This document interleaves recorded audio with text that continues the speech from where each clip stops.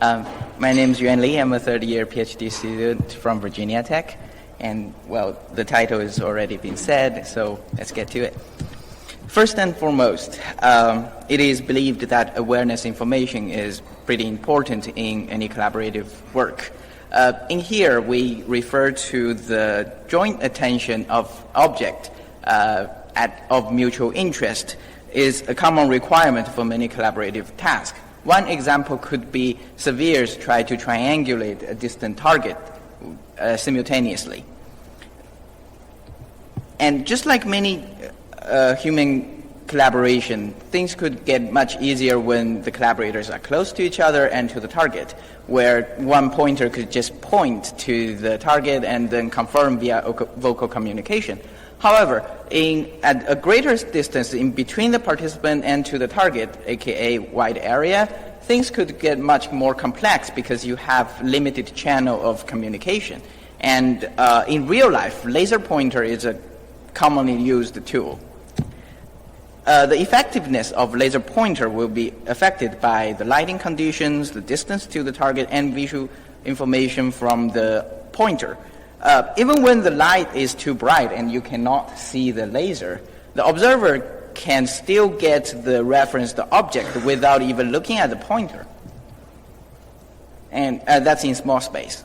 However, when you move it to the wider area, things becomes much harder because the intersection point might just simply be too tiny to spot, and the pointer is too far to give enough cues of the pointing direction. Now, we think that by using augmented reality, we can help with this as the populated virtual ray techniques in many VR applications. So determine the gaze redirection in ideal AR would just be for the AR system to display the virtual ray and stop right at the target and even highlight on the target intersection. However, this would require the system to know where the target is, and aka require a model of the environment. In the world we're living in, when it's too far away, we just don't have a reliable geometric model. So in the end, the virtual ray, the AR system can only display a virtual ray like this, and what the observer will see in his point of view will be a ray crossing all the objects in the scene. So he will just be confused. Now here is an example of the problem in actual AR. Now please pay attention to the rays. The observer is now gradually walk closer to the pointer, and the ray is fixed in space, but you can see perceptually how it keeps realigned into the actual target.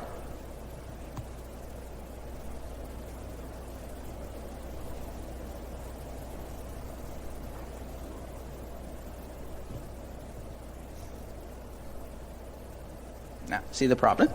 So, model-free, the term model-free is not only described when the model is missing, but also specifies when the model is not accurate enough. And in the case of exchanging object reference information, having an inaccurate model is as bad as the just don't have a model, because the observer will get the reference wrong eventually.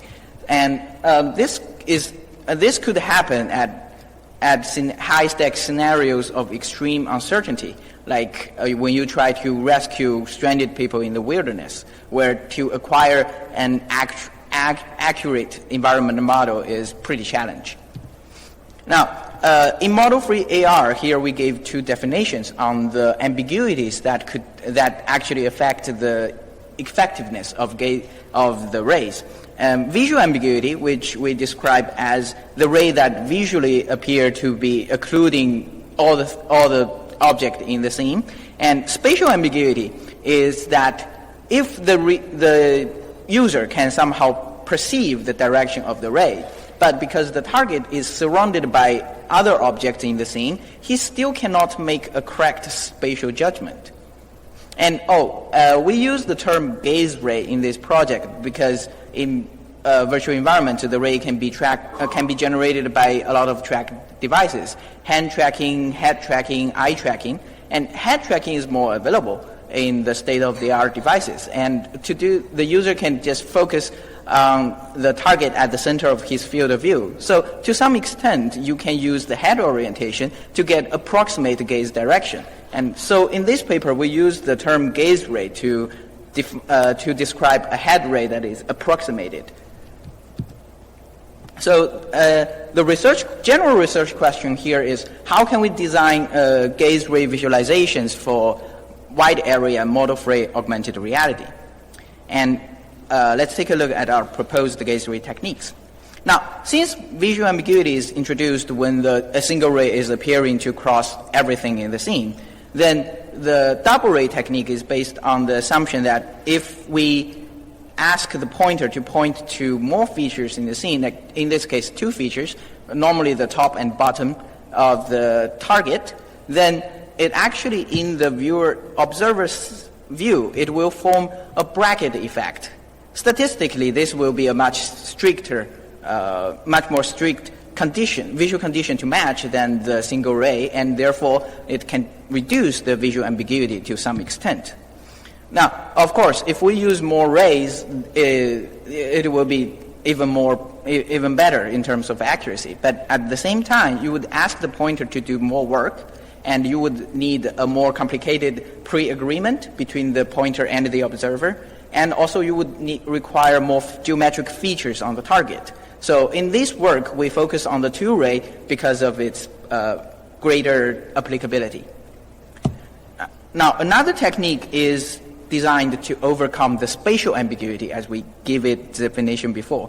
The assumption is that if the user can somehow perceive the direction of the ray, he can make the spatial judgment. But due to the late nature of model-free AR, the system does not have information from the environment to create depth cues like occlusion. And so we had to create our artificial depth cues or orientation cues. Now, while this AR system has little knowledge of the environment, it has the knowledge of the 3D information of the rays. So we explored multiple cues. You can read that in the paper, but eventually we settled down with the parallel bar technique. It works as this. Based on the orientation of the gaze ray, we can create a virtual bar at the chest height of the observer that is parallel to the single ray. And then based on the center of that bar, and we can calculate a direction that is perpendicular to the gaze ray, and then replicate the first bar and place those along that direction, so that the user can both directly perceive the orientation of the ray by looking at the parallel bar, and also can get a rough idea of the distance by counting how many bars are between, if we use fixed distance in between, right?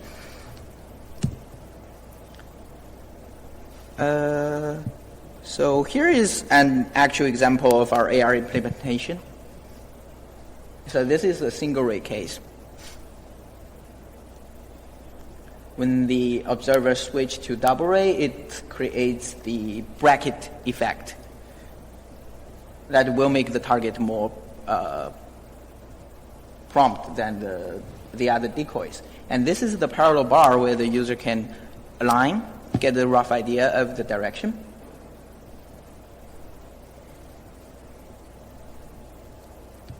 So another thing is specifying the gaze rays is relatively easy in our current implementation. The figure 1 is the target, and figure 2 is the pointer's view with the crosshair. So the center crosshair is used to generate the single ray. And here are another 2 cursors, a top and bottom, which the user can adjust their distance in between to create the double rays. And the observer's view is in figure 3 and 4.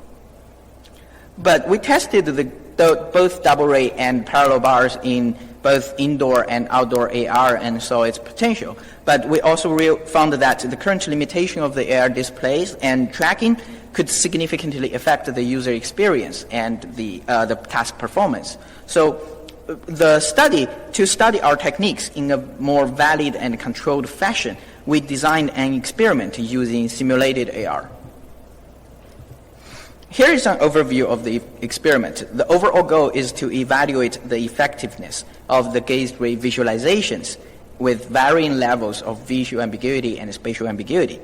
And to do that, we conducted a user study in mixed reality simulation for systematic control and avoiding tracking errors. And mixed reality simulation is basically using VR to simulate AR, in which either the experimental control was critical or technological limitation was the hurdle. And in this experiment, human participants are always assumed the role of a passive observer, and the active pointer is simulated by a computer. And the experiment is implemented in Unity, and the main thing is an 8x8 giant chessboard that were designed to enhance the perception of distance, both to the perception of the collaborator and to the target. The objects or the targeting objects are red spheres. At any given time, there are a total of 6 red spheres in the scene. Only one of them is the actual target. And on the left side of the screen is the simulated collaborator, which is a human-sized yellow capsule with an orange bordered box on its face to give the participant a better idea of its facing direction. And the collaborator can cast a perfect ray pointing to the center of the target sphere in the single ray case, or to the top and bottom poles in the double ray case. And it is the human participant's job to identify the correct target via one of the given gaze ray techniques. Now, we used a HTC Vive Pro headset for both viewing and tracking the user's head, and also Xbox controller for simple systematic input like confirm selection. Now, the study is followed by a 2x2x3x2 within subject design. The 2 levels of ray just basically means we use single ray or double ray, and 2 levels of parallel bar means we use parallel bars or not. And the 3 levels of visual ambiguity. For the low level visual ambiguity, we lifted the collaborator slightly up so that for using a single ray, the single ray will only cross the center of one and only one red sphere. So it should be the simplest condition. And for the medium and high, the single ray will cross the center of all the spheres, whereas for the medium visual ambiguity, the double ray will only bracket one target, and for the high, the double ray will bracket actually 2 red spheres to make more visual ambiguity in the double ray case. And as for spatial ambiguity, in the low spatial ambiguity case, we place no decoys within 15 degrees of the line between the actual target and the collaborator. And in the high spatial ambiguity case, we place one decoy within 15 degrees, but outside 10 degrees. And we implemented 4 repetitions to the 3x2 ambiguity conditions, making 24 trials per gaze ray technique and 94 trials per participant. The dependent variables were measured, including the error rate, the successful task completion time, and we gather simple subject feedback from the user through afterward interview. And we recruited 24 participants for this study. And here is a video of the environment scene. So we first ask the user to stand at a specific point.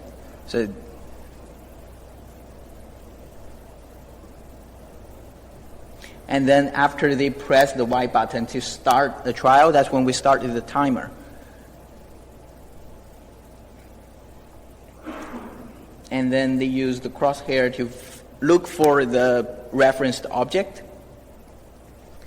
So this is actually a high visual ambiguity case because there are 2 spheres that is bracketed.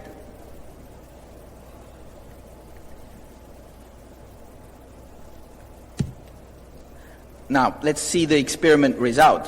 So here is an overview. We gathered 576 data points in total. The yellow colors are for the double ray techniques, and the less saturated colors are for no parallel bar condition. So you can see the the performance gain for using double ray is quite visible, but you cannot tell the same for whether or not we use parallel bar. Here is another plot for successful task completion time. And again, the performance gain for using double ray is pretty dominant. Based on the test result, we tested different hypotheses. The first one, we think that double ray will be effective at eliminating or decreasing the effect of visual ambiguity, which is confirmed from the study, where we actually find that double ray is better than single ray in all visual ambiguity conditions. Originally, we thought it's only effective in the medium and high because in low, single ray should work, but we did find a significant improvement for using double ray technique, even at low ambiguity case, meaning that the bracket visual effect is more prompt than the crossing the center visual effect. The second hypothesis we tested is that we thought single ray would only be effective at low visual ambiguity, basically to test if our definition of the ambiguities actually holds. So the study did find that on one hand, single ray is only effective at low visual ambiguity. On the other hand, the double ray is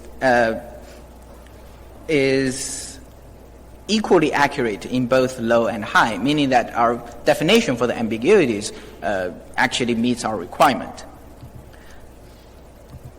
So the third hypothesis we tested is that we think the parallel bar can help increase the accuracy of the overall task performance, but meanwhile the user will take a longer time trying to interpret the parallel bars to get the spatial reference orientation information. Well, what we did actually find is that parallel bar did not really help with improving accuracy, but it did help slow the user down. So think optimistically, the user definitely took their time to use the parallel bar techniques, but its effectiveness is not confirmed in the current study. The fourth hypothesis we tested is that based on the user feedback, we would expect the double rays to be favorable, which is shown here. People do prefer double ray over the parallel bar, but still 13 out of 24 participants think parallel bar would help in the high, medium, or high visual ambiguity cases. So the last hypothesis we tested is that user with high spatial orientation ability will better use the parallel bar technique. Spatial orientation ability describes the ability to imagine the appearance of object from different locations. So we suspected it could affect how the user would perceive the parallel bar and how they use the bars in their during the experiment. We use a perspective taking task to give a score of their spatial orientation ability, and we did find that people with better spatial orientation ability performed generally better. However, we only observed that the interaction between perspective taking score and parallel bar is approaching the borderline of significance. Now, to summarize, our work proved that assuming reliable tracking and perfect pointing, double ray is highly effective and efficient. And it is difficult to interpret the spatial information from parallel bar in its current implementation and setup. And we think that the findings should further be confirmed in more ecologically valid evaluation. Thank you.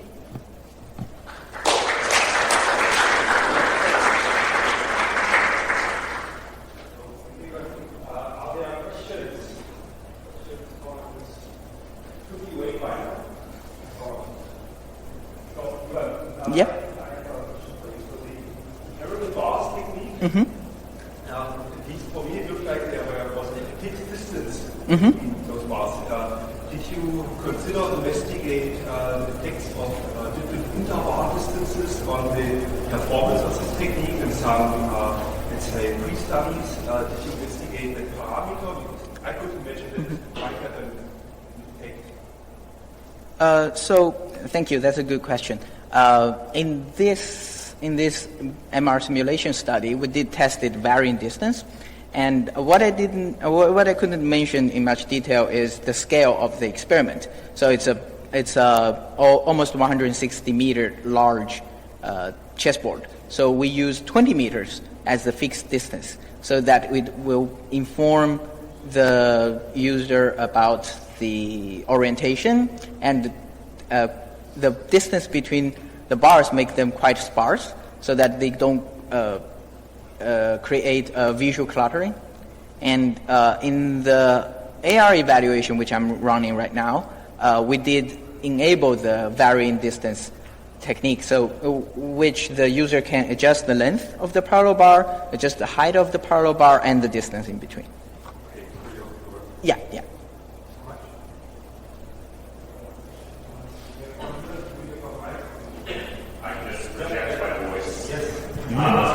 So if I understand this correctly, the person pointing needs to spend time, right? Specifying the size of the object. How much time does that take? You evaluate that? No, we didn't evaluate the pointer side at all in this study. So in the MR simulation, we use a computer to simulate the role of that pointer. And I agree that if we included a human subject to do that job, we can measure that. But the downside is that we should expect a further performance drop, because error could happen both on the pointing side and the viewing side. And in this, the purpose of this study, as I mentioned, is to evaluate the effectiveness of the visualizations. So we should assume that introducing a human subject would, like you said, help us to measure more ecologically valid performance of the task, which I agree, which is what I'm running right now. So we're setting up the experiment outside with 100 meters away, 2 HoloLenses and two human users. One would specify the ray and one would try to comprehend.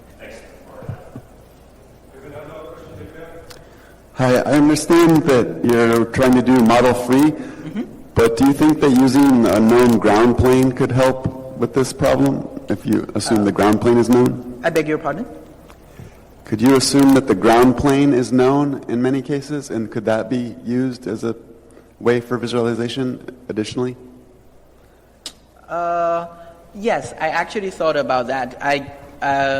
But the downside for that is, in real world, I don't know if you, at least in Blacksburg, where I come from, to find a perfectly plain ground is really hard.